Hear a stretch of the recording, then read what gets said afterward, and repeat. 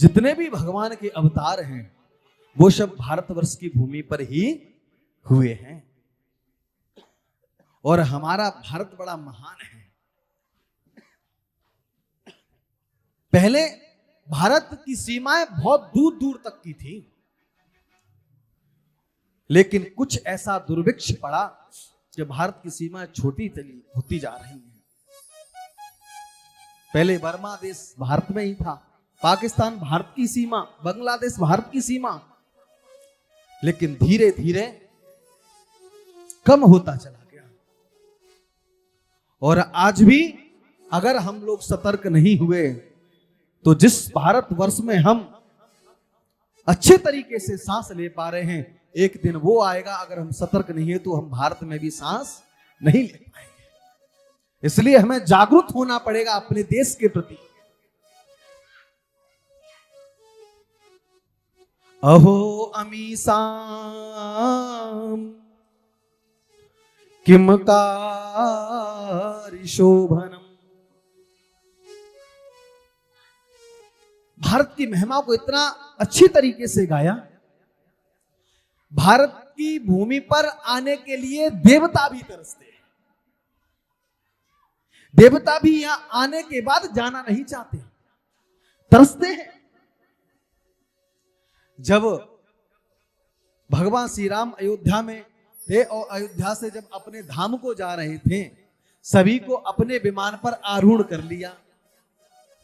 हनुमान जी वहीं खड़े थे। हनुमान जी से कहा कि तुम नहीं चलोगे?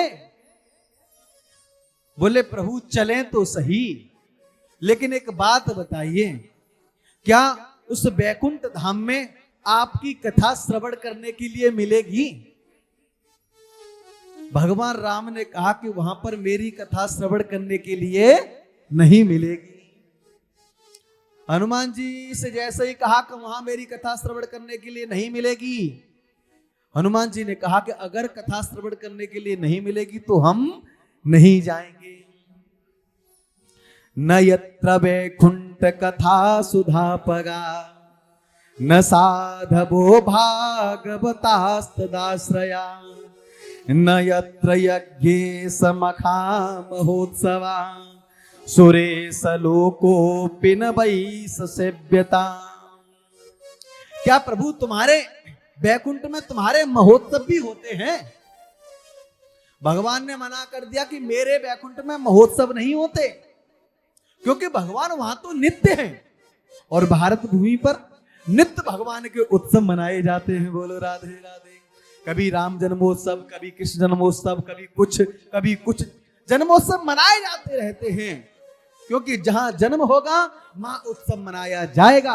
और वैकुंठ में भगवान का जब जन्म ही नहीं होता तो फिर उत्सव किस बात का मनाया जाए।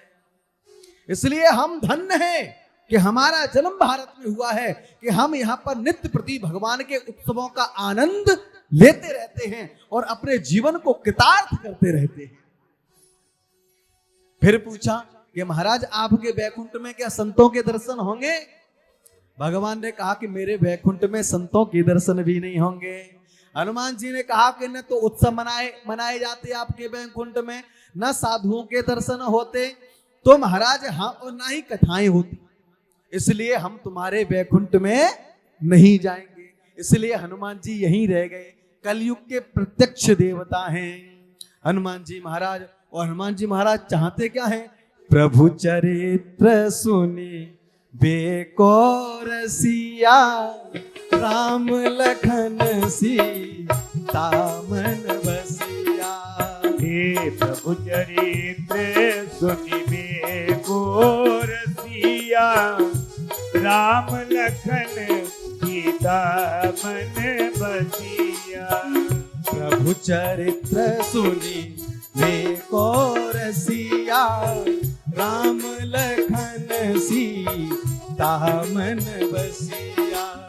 हे प्रभु चरित्र सुनी बेको रसिया राम लखन सीता मन बसिया। प्रभु चरित्र सुनी बेको रसिया राम लखन सीता मन बसिया। प्रभु तो केवल जहां कथा प्रभु की होती है वहीं प्रभु हनुमान जी महाराज कथा सुनने के लिए आ जाते हैं। क्योंकि भगवान की कथा सुनने के अगर सबसे बड़े कोई श्रोता है तो केवल हनुमान जी महाराज हैं। बोलो राधे, बोले हनुमान जी महाराज की जय हो।